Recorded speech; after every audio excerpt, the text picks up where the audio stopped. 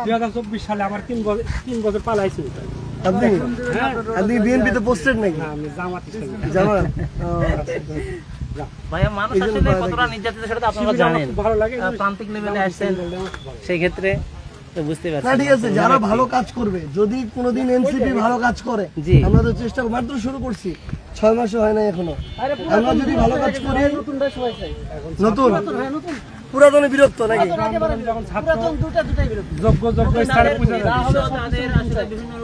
চেষ্টা করতে বাংলাদেশে নতুন চাই। ধর্মের পর তো বিএনপি আর আওয়ামী লীগ, তাছাড়া কিছু দেখছেন না? এখনো ছাত্ররা একটা কাজ বাকি আছে, সব নতুন হোক। সেটা আওয়ামী লীগের যে অন্যায় অত্যাচার দুর্নীতি হয়েছে, ব্যাংক ডাকাতি লুট, সবাইকে ফেরত লেখা নেই। নির্বাচন এত তার দরকার নেই। কি দরকার? আগে দেশ সংস্কার হোক। কেন ওই যে আমাদের কিছু সিনিয়র নেতা বিএনপি বলে আগে দরকার সংস্কার। ঠিক, আগে সংস্কার, তারপর নির্বাচন। কে আসবে সেটা পরের কথা। এনসিপি আসুক, জাতীয় আসুক, জামাত আসুক, বিএনপি আসুক, জাপাতে আসুক, সেটা দেখার বিষয়। আগে দেশ সংস্কার, মানুষ শান্তি মতন চলাফেরা করবে। যারা অত্যাচার করছে তারা কি এলাকায় আসছে? দেখছেন? তাইলে আসলে এটাই অন্তর্বর্তীকালীন সরকারের সবচেয়ে বড় ব্যর্থতা।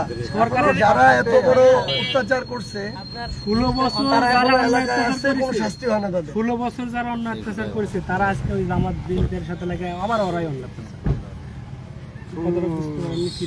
এই জন্য বলা হচ্ছে যে আগে সংস্কার, তারপরে নির্বাচন। এটাই হলো আসল কথা। ছাত্ররা এখনো সংস্কার ভালো করে করতে পারে, এখনো করতে পারেনি ভাই। এখনো মুক্ত হয়নি, এখনো কি সরাসরি মুক্ত হবে?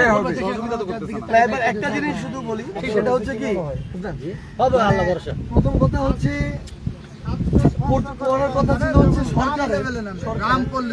কিন্তু সরকারও তাদের জায়গায় অনেক ক্ষেত্রে ব্যর্থ হয়েছে। যে আপনি যে কথাটা বললেন, আমি একমত। এখানে রাজনৈতিক দলগুলোর সহযোগিতা লাগবে, সরকারকে শক্ত হইতে হবে যে আওয়ামী লীগে যারা হামলা টামলা করছে, মামলা করছে, হয়রানি করছে, এই লোকগুলোকে শাস্তিটাও তো আনতে হবে না? অবশ্যই এখন পর্যন্ত আনতে পারে নাই। যেই ধরেন পুলিশ গুলো এই চুরি বাটপারি করছে, টাকা খাইছে, মানুষকে মানে অসংখ্যভাবে নির্যাতন স্বীকার করছে, এদের শাস্তি হয়েছে? হয় না। তো এইগুলা যখন হবে তখন সংস্কারের দিকে যাবে।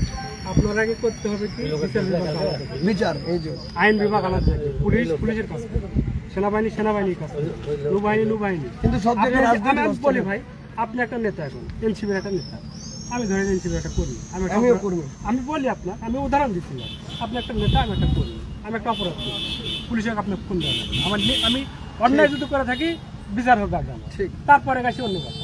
ঠিক, মানে ওনার যতটুকু আমার মনে হয় যে ওভারঅল আসলে অনেক নৈতিকতা আছে, এতটুকু যদি থাকতো বুঝেছেন কিনা জানি না, আমাদের আইন বিভাগটা আলাদা থাকতে হবে। কোন নেতা কাগজ নাম কি জানো? আমার নাম মোহাম্মদ আব্দুল জলিল। আমাদের অনেকে মনে করে কি, মানে গ্রামের মানুষ রাজনীতি বুঝে না, গ্রামের মানুষ রাজনীতি বুঝে না এটা মনে করে, এবং রাজনীতি বুঝে কারা ওই এসি রুমে বসে থাকে। শহরে হচ্ছে ওই বড় বড় ওই যে শুধুমাত্র ক্যামেরার সামনে যে কথা বলি শিক্ষা এরাই, এবং রাজনীতি শুধু টিএসসিতেই হয়, এবং টিএসসিটাই মনে করে বাংলাদেশ। কিন্তু এই যে আপনারাও চিন্তা করেন, আপনারাও দেশটাকে বুঝেন। এই যে কাকা একটু আগে ওনার যে বোঝাপড়া, যে ছাত্ররা এখনো সংস্কার করতে পারে নাই, সংস্কার করা উচিত ছিল।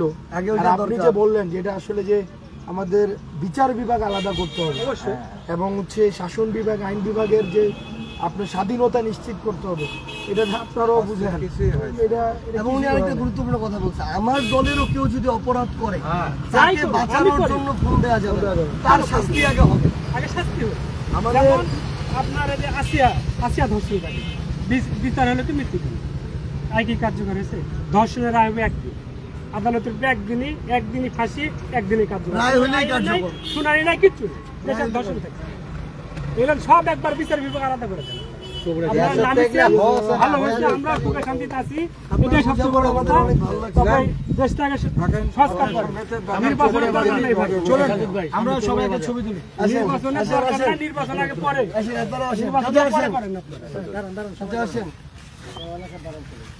সবাই দাঁড়ান। আমাদের মানে ঘাটে ঘাটে লোকজনদের যতটা রাজনৈতিক বোঝাপড়া আছে, এইটুকু যদি আমাদের নেতাদের থাকতো, তাহলে বাংলাদেশ অনেক আগে পরিবর্তন হয়ে যেত। শুধু গল্প, লেকচারে, বক্তব্যে